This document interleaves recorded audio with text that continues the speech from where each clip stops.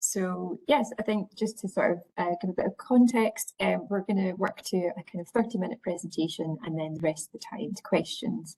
And questions and answers as part of the session will be captured and shared afterwards.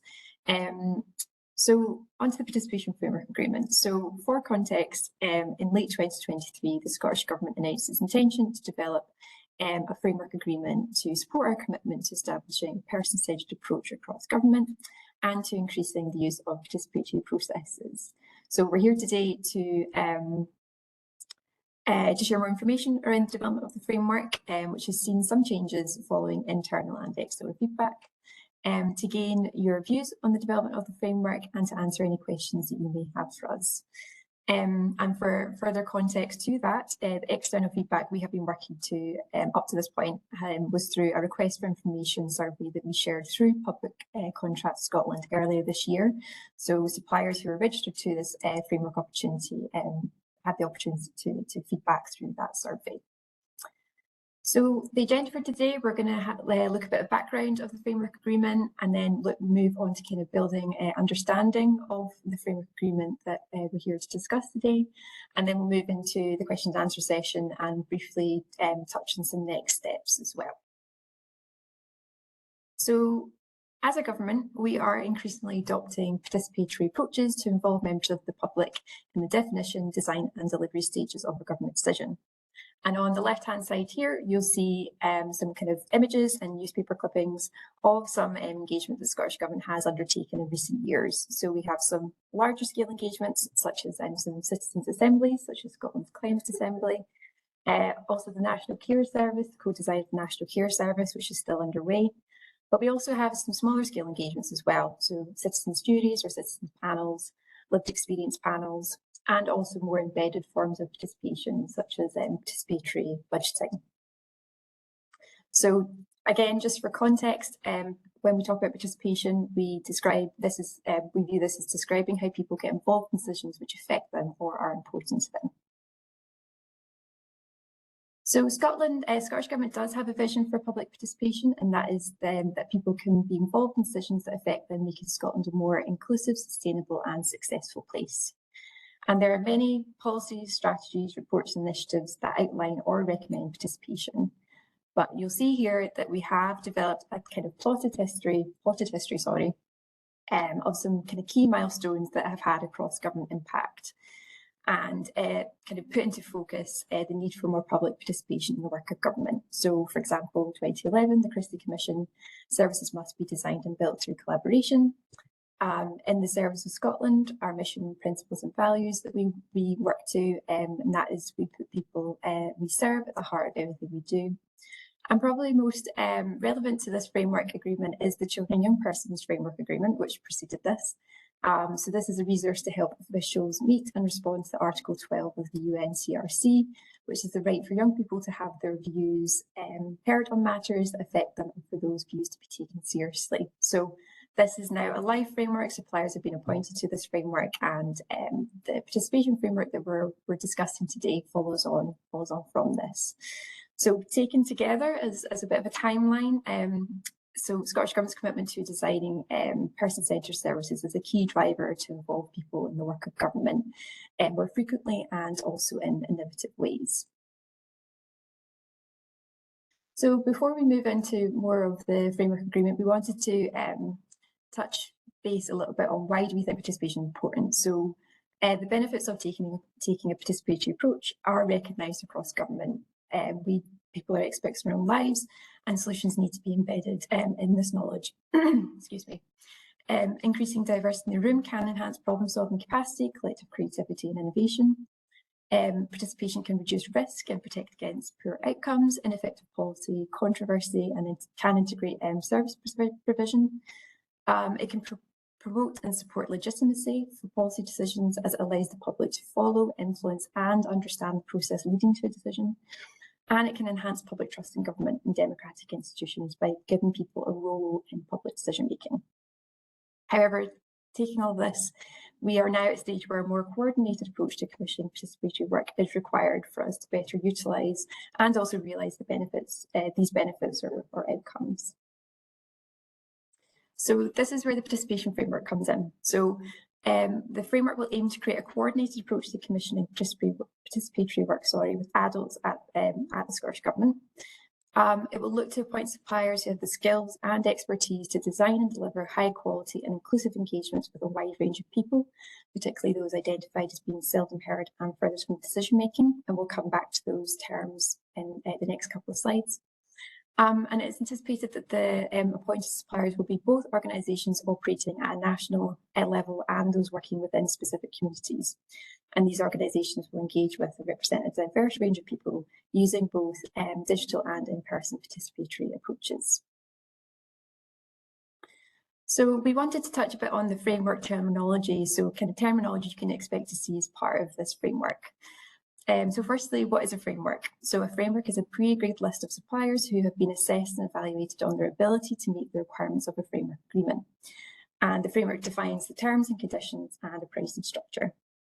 You also will see a call-off contract. So a call-off is the individual piece of work commissioned, which would specify what is required and when. And a contract is created when this has been agreed with the supplier using the terms and conditions of the framework.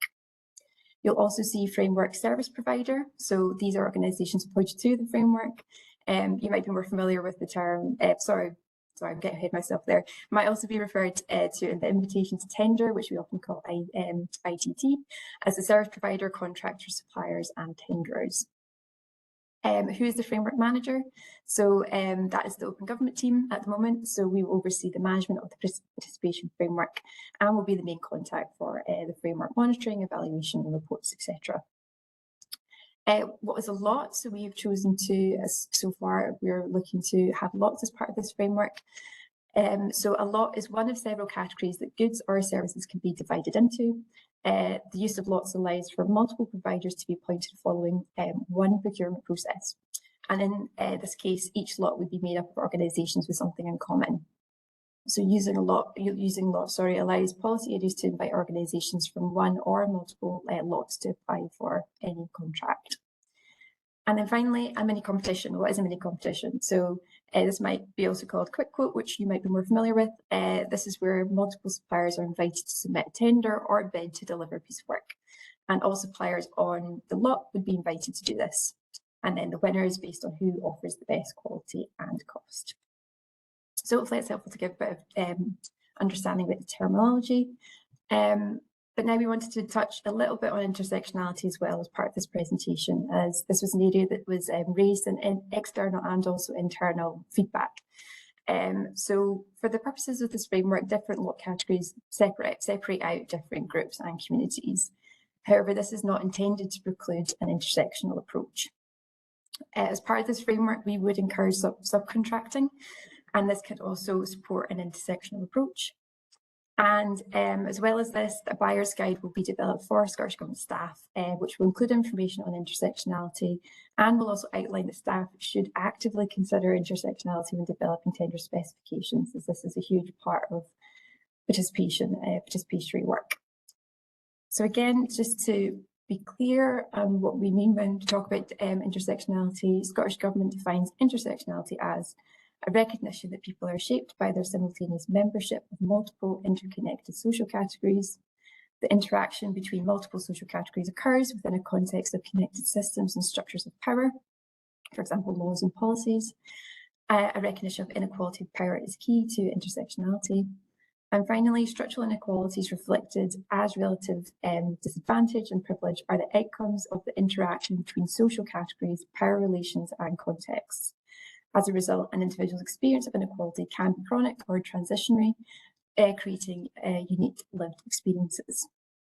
So alongside the development of a buyer's guide for staff to support them to procure services through the framework, and then also including information about intersectionality throughout this guide, the framework manager will also act to reinforce this message and will be a point of contact throughout the drafting of the specification as well.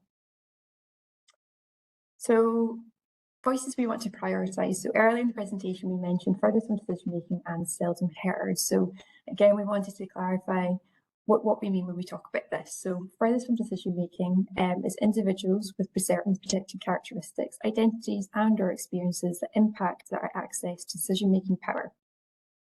And this impacts a broad range of individuals, including those who are disabled, from minority ethnic backgrounds, from areas of multiple high deprivation, those part of the LGBTQI+ community, girls and young women.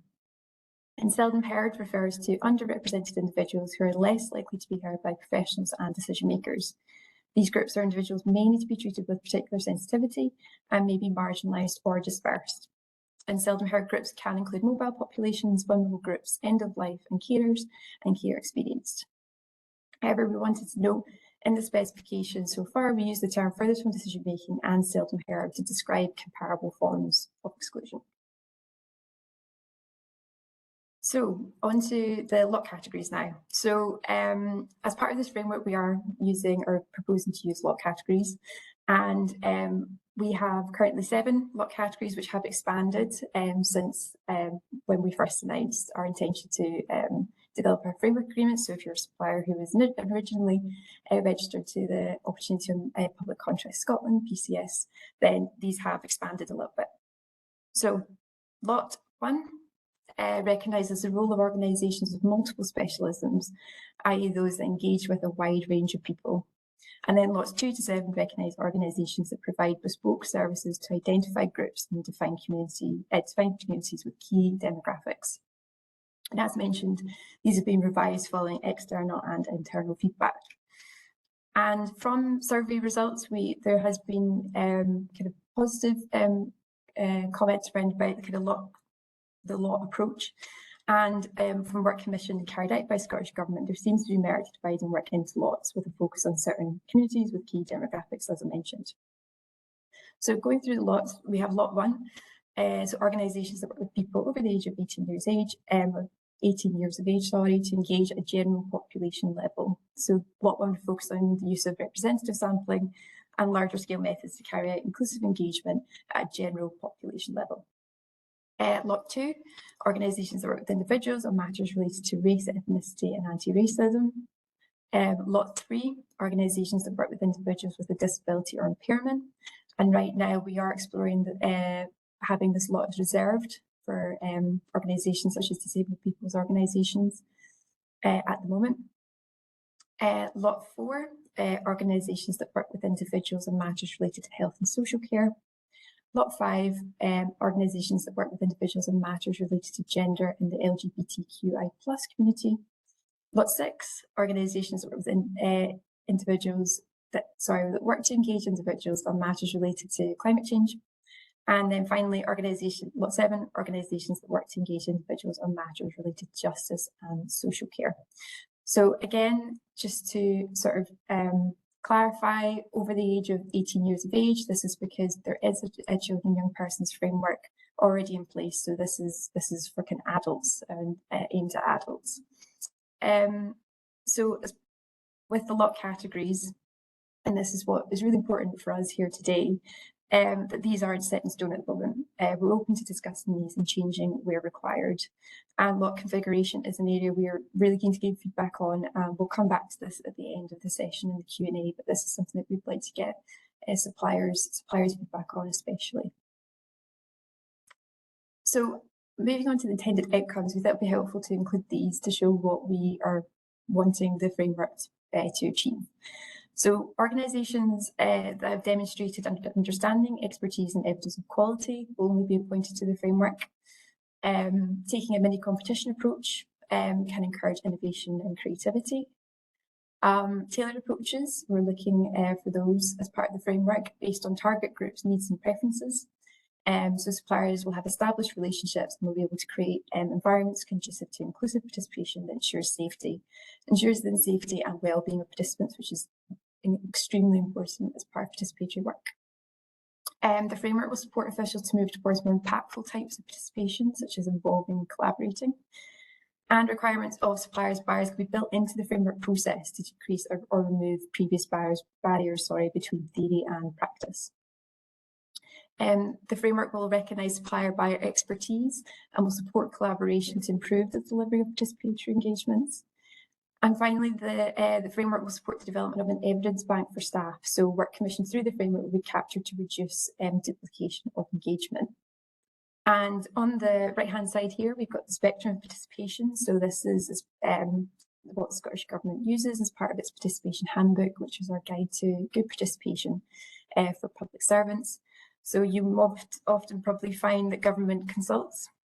So kind of stage 2 on the spectrum here, but we are wanting the framework to support staff to move towards the involving, collaborating points on that spectrum, as you can see on the right hand side.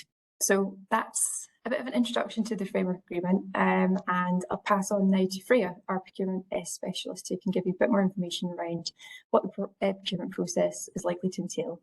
So over to you, Freya. Thanks, Disha. So in this slide, I'll talk through what happens at the call-off level. So that would be once the framework's up and running. The Scottish Government buyer will contact the suppliers by email, and they'll give a short overview of the project to give them advance notice and gauge their capacity.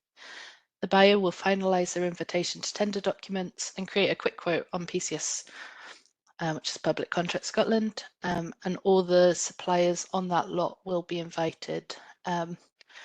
And we'd recommend that this is advertised for a minimum of 2 weeks, but it also could be longer.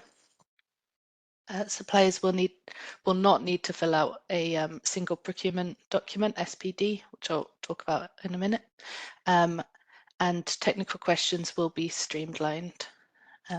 Suppliers will provide proposals for the piece of work and pricing, and then the responses will get evaluated. After they've been evaluated, the buyer will give feedback to any suppliers who've bid, including the unsuccessful suppliers, and the award of the contract will be in the contract register on Public Contracts Scotland as well. In the next slide, I'll talk you through all the key information about the procurement process and how to bid to be a framework supplier. So the framework will run for a maximum of 4 years, and that would include extension options.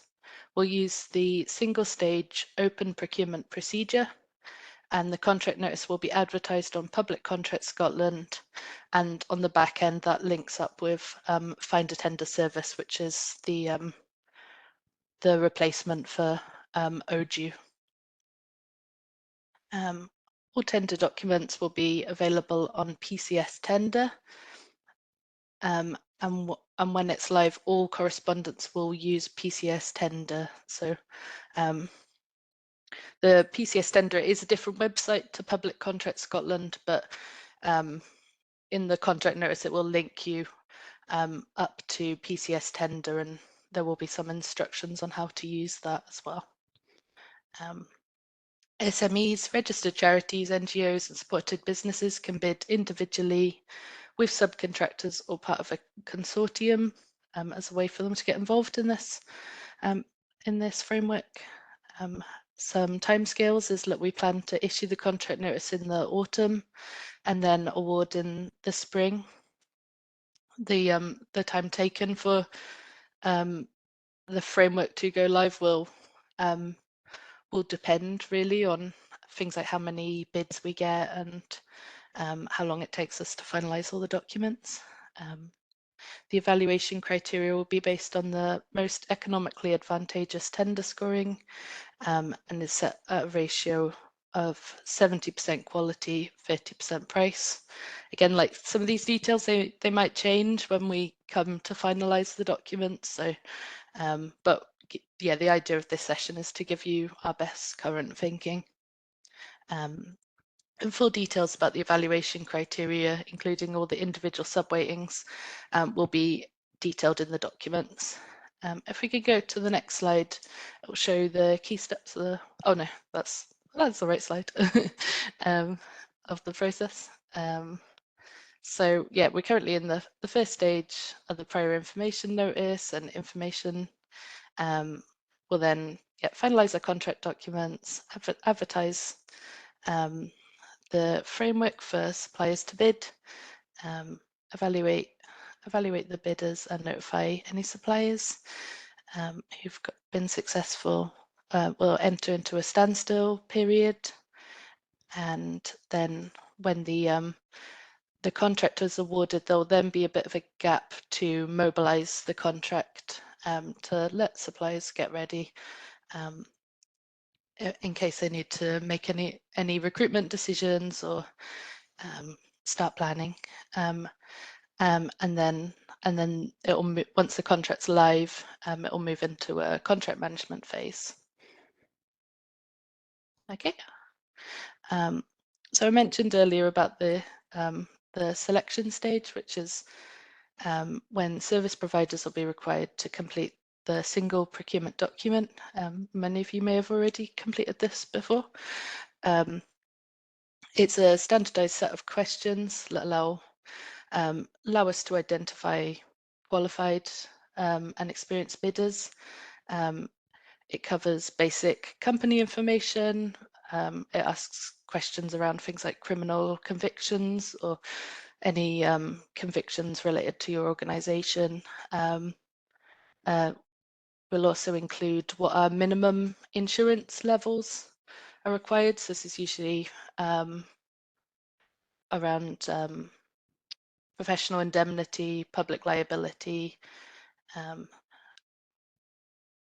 Those are the sort of main areas. And then there'll be economic and financial standing requirements. This is usually around like financial ratios and previous experience. For any subcontractors who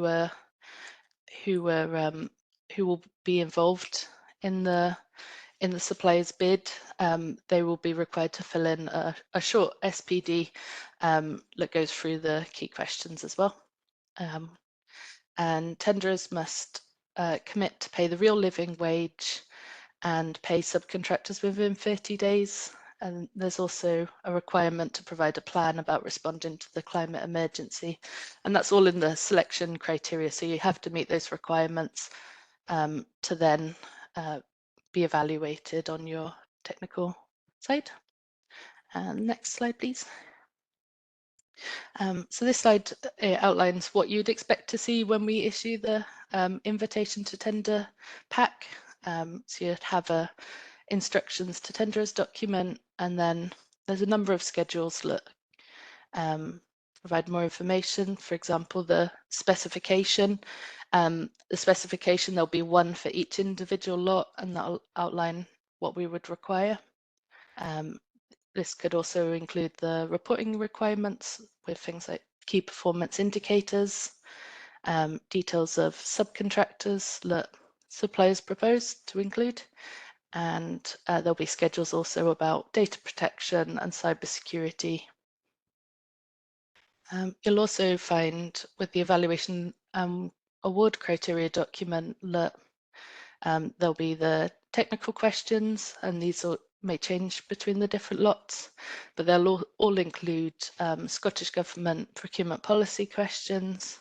This is around Fair Work First, the climate emergency, and community benefits. And if you look up on our website, there is like Scottish Government policy advice around these areas. And then we'll also be including a pricing schedule at the framework level. So it's likely that we would use maximum day rates using different job roles or job families, for example, roles for management or admin staff. And then just at the call-off level, when you're bidding for the specific pieces of work, your staff rates would be capped at the framework prices that you've proposed. However, you can improve on these prices in a mini competition, and at the call-off level you'd also include fixed prices for that specific piece of work. So for example, if you needed to hire a venue or needed to buy specific supplies for that project. And then the last bit of the ITT will be agreeing with our terms and conditions. Next slide, please. So I've pulled together some questions that there might be. We're obviously looking to take more questions in this session as well, but just to cover off some of the common ones. So you'll be able to use the participation framework. This framework will be for Scottish Government use only. So it's not a national framework across the whole public sector. It'll just be for Scottish Government, and there might be some more some public bodies that are called Scottish Government related, but that will be outlined in the documents. Are there reporting requirements for the supplier? So yeah, there'll be contract management meetings with the open government team. We'll ask suppliers to submit progress and outcome reports and report on the key performance indicators. And there'll be an annual evaluation of the framework to help us improve. Can suppliers be added to the framework once it's awarded? So once the framework's awarded at the very beginning, we won't be able to add any more prime suppliers to the lot. So if you are considering applying, definitely apply at the beginning. It differs a bit from a dynamic purchasing system. The framework is just at the beginning. Will the framework affect any grant agreements which are in place and have been awarded by the Scottish Government? So grants will not be affected. It will be down to Scottish Government business areas and ministers to determine if work will be covered by a grant or if a procurement is more appropriate. And will there be a guide to support people using the framework? So yeah, I think Nisha's previously mentioned that we will be developing a buyer's guide, and this will be to help Scottish Government staff using the framework and to outline key things they should know. So that will hopefully streamline and try and make our bids a bit more, not our bids, our documents more consistent that you'll see. What support is there for SMEs? So to support building capacity, we would strongly recommend getting in touch with the Supplier Development Programme. You've already signed up for this event today, but you'll have noticed on the events page there are a lot of good events that will help to get you in a position where you are better placed to bid on Scottish Government work. Yeah, and we also have some flexibility, for example, in our timeline to do a longer tender period, to do a longer mobilisation period. These are some of the things that we'd be looking from you to let us know if that would help your organisation bid for this work. And can I partner with another organisation? So yeah, we'll be sending around a Microsoft Forms link, and you can register your interest as a potential subcontractor on the framework. This is not a mandatory thing to do. You can still be a subcontractor if you haven't put your name down on this list. But the idea of this list is it will get shared with other suppliers looking for subcontractors or organisations willing to put in a consortium bid. And part of the rationale for doing this is because in the olden days at supplier events, you'd all be in a room with us and you could network at the event. So this is just one of the ways to try and encourage that.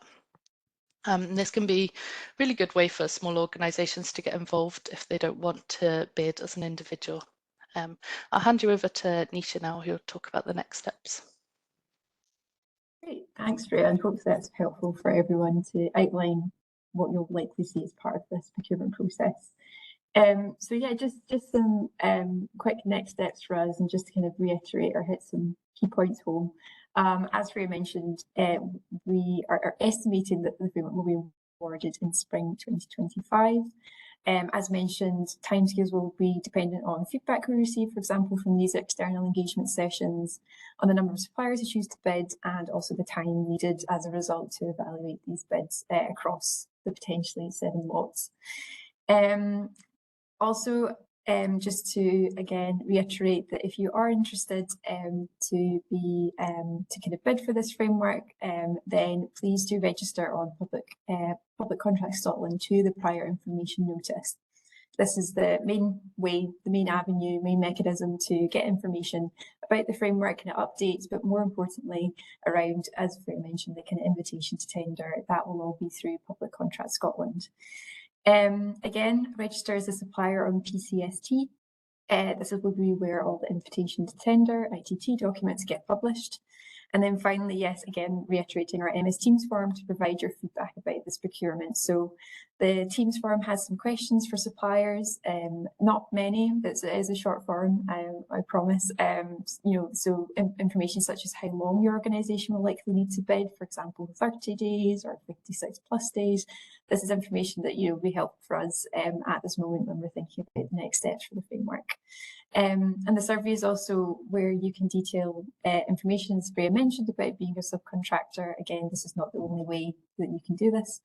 But also, I think, as we move into the Q&A section of this session, the MS Teams forum is where you can detail any questions that you may have for us following the session. We appreciate that you might have some questions following the time that we have today, so this is an avenue for you to ask us anything that might crop up after the session, maybe after you've spoken to your team, etc. So we'll move into the Q&A. Oops, I'll move that back. So this is an opportunity to ask us any questions. As mentioned at the beginning of the presentation, these will be captured and expanded on in writing and shared following the session with everyone, so everyone has the note of what was said. We just want to kind of, I guess, emphasise that the framework agreement is still under development, so we will try to answer questions as soon as possible. But if not, as mentioned, we will follow up in writing. And again, the MS Teams forum, we love this MS Teams forum. We will be sharing this after the call. And yes, as mentioned, any questions that you might have following this, please let us know through that. So just as we move into the question answer, just wanted to sort of put up what the framework ambitions are to help with, I guess, context around questions, etc., and what we're trying to achieve with the framework as a bit of a closer to this presentation. So I'll hand back to I think Fran perhaps, or Amy. Fran. Thank you. Let me just stop the recording there before Amy starts to read out your questions. Let's